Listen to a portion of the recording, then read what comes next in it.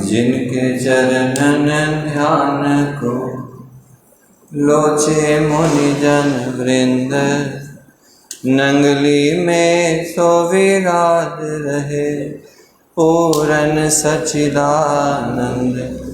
सच्चिदानंद पूरन धानी सहज स्वरूपानंद, महिमा किस विधि गा सके दासन दास मति मंद। महिमा किस विधि गा सके दासन दास मति मंद। श्री गुरु महाराज जी की परम प्यारी संगत, आज आप सबकी सेवा करने का सौभाग्य प्राप्त हुआ। सबसे पहले अपनी रचना को पवित्र करने के लिए मेरे साथ श्री गुरु महाराज जी के नाम का जयकारा लगाए। बोलो जयकारा बोल मेरे श्री गुरु महाराज की जय। बोलो श्रृंगी निवासी भगवान की जय। बोलो साचे दरबार की जय। गुरु महाराज जी की प्यारी संगत, हम सब को ये पता है कि कितना मुश्किल समय चल रहा है। सब ये कहते हैं कोरोना आ गया, कोरोना आ गया, है ना। तो स्वामी जी महाराज क्या कहते हैं? कोरोना आ गया, क्या करोगा? कहते बहुत अच्छा समय आ गया, क्योंकि सब डर के कोई उचित कार्य नहीं कर रहे। सब डर के भगवान का नाम ले रहे हैं। हे भगवान, सबके मुख में एक ही बात है, हे भगवान सबकी रक्षा करो। हे भगवान, पहले कभी कोई इतना कभी कहता था? अब सबके मुंह में एक ही बात है, हे भगवान अपनी सृष्टि की रक्षा करो, हे भगवान सबकी रक्षा करो। कहते हैं कि जिसका जैसा संयोग बना है मृत्यु का, तो उसको कोई भी नहीं टाल सकता। जिसका नाम लिख चुका है उसका नाम नहीं टल सकता। मौत तो सबको आनी है, एक ना एक दिन तो सबको ही मरना है। कहते हैं आए हैं सो जाएंगे, राजा रंक फकीर। एक सिंहासन चढ़ चले, एक बांधे जात जंजीर। कहते हैं राजा भी जाएगा, रंक भी जाएगा, फकीर भी जाएगा, मगर जाना भी किसका सफल? जाना तो सब नहीं है, ये सबको पता है ना। मगर जाने की तैयारी किस किस ने की है ये पता होना चाहिए। हम लोगों को कहीं जाना हो ना, कहीं दूर सफ़र पे जाना हो, तो कितनी तैयारियां करते हैं हम लोग, है ना। कहीं जाना हो, दवाई भी रख लो, ये भी रख लो, वो भी रख लो, कोई सामान छूट ना जाए। मगर उस परमात्मा के पास जाना है, उसकी तैयारी आपने करी है या ना करी? उसके पास जाने के लिए कौन सा सामान जाएगा? जिस सामान को हम जोड़ रहे हैं ना घर में, सभी कहते हैं कि जी मरना है ना, कोई चीज़ साथ नहीं जाती, है ना। सबको पता है वो मरना है जी, कोई चीज़ नहीं साथ जाएगी। दूसरे को सिखाना हो ना तो बहुत आसान और बहुत अच्छा लगता है। अगर वही बात अपने आप पर लागू करें तो फिर ज्ञान कहते हैं दूसरे को देना ही अच्छा लगता है। अब मुझे भी कुर्सी पर बिठा दिए, सबको सुनाने में मुझे भी अच्छा लगेगा कि सब सुन रहे हैं मेरी बात, है ना। मन में एक अहंकार का भाव, मेरी बात सुन रहे हैं, है ना। मगर सब फंसे हुए हैं सामान के चक्रों में, पैसे के चक्कर में। क्यों फंसे हैं? क्योंकि परमात्मा की माया भी बहुत प्रबल है। वो माया का जाल ही ऐसा है कि उससे बचना, जो बच गया वही तो परमात्मा को पाएगा। नहीं तो ये माया अपने जाल में, कोई संत कहते हैं बहुत मुश्किल है बचना इससे। श्री परमहंस हमारे दादा गुरुदेव महाराज जी ने कहते हैं, उन्होंने यहाँ तक कह दिया कि संत का भी अगर मन फंसता है तो एक खाली थैले में फंस जाता है, तो वो थैला ही उसको फंसा देगा। वो इतनी रूहानियत के मालिक होते हुए उन्होंने कह दिया कि अगर संत का भी मन फंसेगा ना तो एक खाली झोले में ही फंस जाएगा। तो फिर बताओ परमात्मा की माया से कौन बचेगा? कहते हैं कि परमात्मा को, हम लोग परमात्मा को जान सकते हैं, उसकी माया को जान सकते हैं, उसकी एक एक कण को हम नहीं जान सकते। उसका एक कीटाणु पूरे दुनिया को हिलाकर, पूरे वर्ल्ड को हिला कर रख दिया, सिर्फ एक कीटाणु है ये, है ना। तो उस परमात्मा के बारे में कुछ जान जाएंगे हम?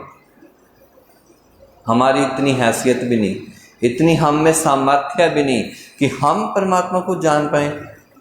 हमारी इतनी, हाँ, अगर परमात्मा नाम जपते हो, 24 घंटे सिमरन चलता है, कृपा दृष्टि अगर पड़ गई तो फिर वो अगर जनाना चाहे अपना, तो फिर वो अपना कुछ ना कुछ अंश मात्र आपको अपना जना भी देगा। मगर जब हम अंश मात्र हमको वो जनाएगा तो हम इतने अपने अहंकार में बढ़ जाते हैं। ओ मुझे जी दर्शन हुए, मुझे ऐसे कहा गुरु महाराज जी ने, मुझे ऐसे कहा। वो इतनी सी बात का ही हमें अहंकार हो जाता है। तो बताओ, वो अगर अपनी सृष्टि का पूरा राज आप पर खोल दे तो आप तो वैसे ही फट जाओगे। कितना अहंकार बढ़ेगा। कहते हैं जो भगत, हम लोग सब अपने आप को भगत कहलाते हैं कि हम जी भगत हैं बड़े भगवान के। कितने बड़े?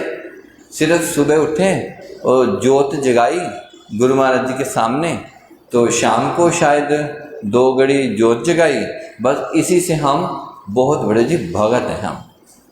अरे भगत की पदवी पाना बहुत मुश्किल काम है, भगत बनना बहुत मुश्किल है। क्योंकि जो भगवान का भगत होता है उसमें तो लेश मात्र, वो तो सब पर, उसको तो सब में ही वो परमात्मा दिखाई देता है। भगत कहते किसको है? जिसको सब में परमात्मा ही दिखाई दे, चाहे वो इंसान हो, चाहे वो कोई भी परमात्मा का बनाया हुआ जीव हो, उसको सब में वो परमात्मा दिखता है। कहते हैं एक बार की बात है, हम लोगों को सबको पता है, भक्त नामदेव हुए। नामदेव हुए, उनको सब भगत जी कहते थे। कहते नामदेव को के पिता का एक नियम था कि वो सुबह सुबह भगवान कृष्ण को भोग लगाया करते थे। अब नामदेव जी अभी बच्चे थे। कहते संस्कार, जिसने बड़ा होकर कुछ बनना हो ना, तो बचपन से ही उसके संस्कार वैसे बन जाते हैं। कहते हैं अब वो पिताजी रोज भोग लगाते थे भगवान को, तो नामदेव के भी मन में चाव हुआ कि मैं भी भगवान को, ठाकुर जी को भोग लगाना चाहता हूँ। वो भी जाता था पिता के साथ। अब एक दिन वो पिता के साथ गया, तो जब पिता भोग लगाने लगे तो उसने कहा कि पिताजी मेरे को ये बात बताओ कि मैं कब ठाकुर जी को भोग लगाऊंगा? आप तो रोज लगाते हो, मुझे बताओ कि मैं कब ठाकुर जी को भोग लगाऊंगा।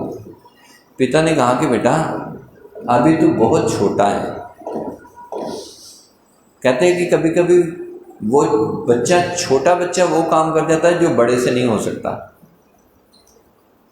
बड़ा अपने बड़े होने के अहंकार में ही अपना सब कुछ खो देता है। कहते कि अब उन्होंने कहा कि बेटा जब मैं कभी बाहर जाऊंगा ना तो फिर पीछे से तू भोग लगाना। अब वो बच्चा है, उसके मन में इतनी प्रबल इच्छा भगवान को भोग लगाने की, वो रोज ठाकुर जी से प्रार्थना करे, ठाकुर जी मेरे पिता को कहीं बाहर भेज दो ना, मैं आपको भोग लगाना चाहता हूँ। अब कहते बच्चे का मन जितना निश्चल होता ना, क्योंकि कोई छल, बच्चे में वो छल कपट नहीं होता, तभी तो हम लोग कहते हैं कि बच्चे भगवान का रूप होते हैं। क्यों कहते हैं कि भगवान का रूप होते हैं? क्योंकि उनमें छल कपट, 1 मिनट में बच्चा लड़ता है, दूसरे मिनट में उसको बुलाओ तो वो फिर वैसा हो जाता है।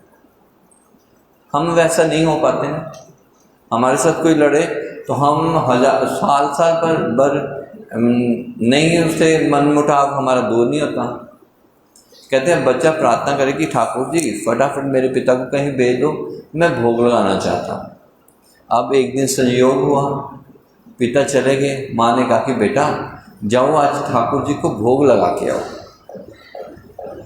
अब माँ का नियम था कि 1 छन्ना लस्सी का और ठाकुर जी को मक्खन और 2 रोटियाँ।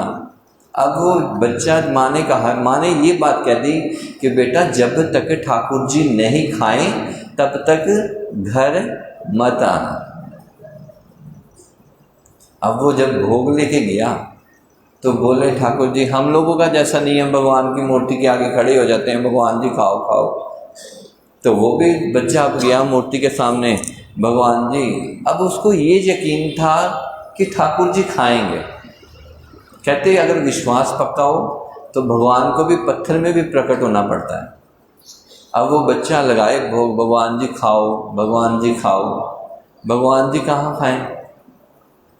अब उसने कहा कि भगवान जी अब मेरी माँ ने तो ये कह के भेजा अगर ठाकुर जी नहीं खाएं तो घर मत आना।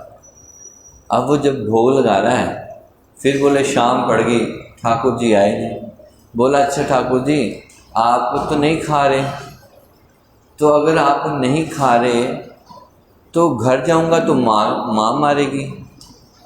माँ की मार खाने से अच्छा है ये जो सामने नदी बह रही है इसमें छलांग लगा दो, है ना। माँ भी तो मारेगी, उसकी मार खाने से तो अच्छा है कि अपने जीवन को ख़त्म कर लो। अब भगवान के भगत को कुछ हो जाए तो ये भगवान से कहाँ बर्दाश्त हो। अब जब वो जाने लगा तो भगवान ने फटाफट मूर्ति में से आगे बाहर बोले ला, जो खिलाना चाहता है खिला। अब जब भगवान ने भोग खाया तो भगवान ने एक बात कही, नामदेव भोग तो मैं खा गया, अब तो ये राज कभी किसी से ना प्रकट मत करना। वो नामदेव एकदम से चुकने बोले खा गया तू, घर जाके अगर मैं नहीं बताऊंगा मार से बचने के लिए तो मैंने तुझे पत्थर में प्रकट कर लिया। अब घर जाकर नहीं बताऊंगा माँ को तो मार तो फिर भी मुझे पड़ेगी। अगर ठाकुर ने खाया तो ये कौन खा गया? तू खा गया। अब बोले ठाकुर जी अब तो ये बात छुप नहीं सकती, क्योंकि जब जब तुमने अवतार लिया तो भक्तों ने तुझे ढूंढ ही लिया। तू चाहे पताल में जाके छिप जा, तो भक्तों में इतनी ताकत है वो भगवान को प्रकट कर ही लेते हैं। अब जब घर जा गया तो माँ ने पूछा कि वो भोग कहाँ है? बोले माँ वो तो ठाकुर खा गया। बोले ठाकुर खा गया? आज तक तेरा बाप को 40 साल हो गए भोग लगाते हुए, उसका तो कभी खाया नहीं, तो तेरा कैसे खा गया? अब वो माँ बेटा झगड़ा कर रहे हैं कि वो बोल रहा है कि ठाकुर जी खा गए, माँ मान नहीं रही कि ठाकुर ने नहीं खाया, ये तू खा के आया। अब इतने में बाप भी आ गए। बाप आ गए, बोले क्या बात हुई? बोले खा गया, मक्खन खा गया, लस्सी पी गया, तो नाम लगा रहा है ठाकुर का। वो अब नामदेव बच्चा है, वो बोला पिताजी मैंने नहीं खाया, ठाकुर जी ने खाया। अब पिता का माथा ठनका। उसने कहा अगर मेरे बेटे ने भगवान को खिला दिया तो बोले बेटा आज जैसे भोग लगाया, कल मैं तेरे साथ चलूँ तो लगाएगा भोग? बोले हाँ जी पिताजी चलना आप। अब दूसरे दिन जब बाप भी साथ में गया तो वो भोग लगाने लगे। अब ठाकुर जी सोचें, मैंने तो इसको कहा था कि घर में जाके मत बताना, ये तो मेरा भांडा ही फोड़ बैठा। अब ठाकुर जी नहीं आ रहे। अब वो नामदेव क्या, क्योंकि भगत कहते हैं भगत के वश में है भगवान। अगर भगत चाहे, मन की भावना सच्ची हो तो भगत भगवान को भी अपने वश में कर लेते हैं। कहते हैं अब पिता ने कहा कि ये तो नहीं आ रहे। बोले बेटा ठाकुर जी नहीं आएंगे। बोले अच्छा। अब उसके मन में आया कल जो धमकी ठाकुर को दी थी ना, आज भी वही देनी पड़ेगी, तभी ठाकुर मानेंगे। उसने वो चाकू उठाया तो उसने कहा ठाकुर जी अगर नहीं आओगे ना, तो ठाकुर जी की मूर्ति से आवाज़ आई कि मैंने तुझे कहा था कि घर में किसी को मत बताना। बोले ठाकुर जी अगर मैं घर में किसी को नहीं बताता तो रोज़ तुझे भोग लगाने कैसे आता? इसीलिए एक बार मेरे कहने पर मेरे पिता को भी दर्शन दे दो। अब ठाकुर जी को आना ही पड़ा, क्योंकि ठाकुर जी को उसका भोग लगाया ज़्यादा पसंद आया था ना, कि क्योंकि जिसका भाव सच्चा हो तो भगवान भी उसी को दर्शन देना चाहते हैं। तभी तो रविदास जी ने कहा मन चंगा तो कटौती में गंगा। मन चंगा है तो सब कुछ ठीक है, अगर मन ही नहीं चंगा तो चाहे जितना मर्जी भगवान की मूर्ति के आगे जो मर्जी माथा रगड़ते रहो। तो अब मैं इसी के साथ ही अपनी वाणी को विराम देता हूँ।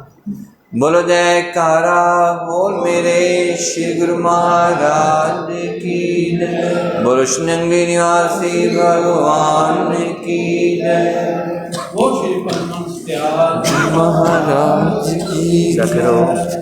सत्संग घड़ी एक हो तप के वर्ष हजार, तो भी नहीं बराबरी कह सकते विचार।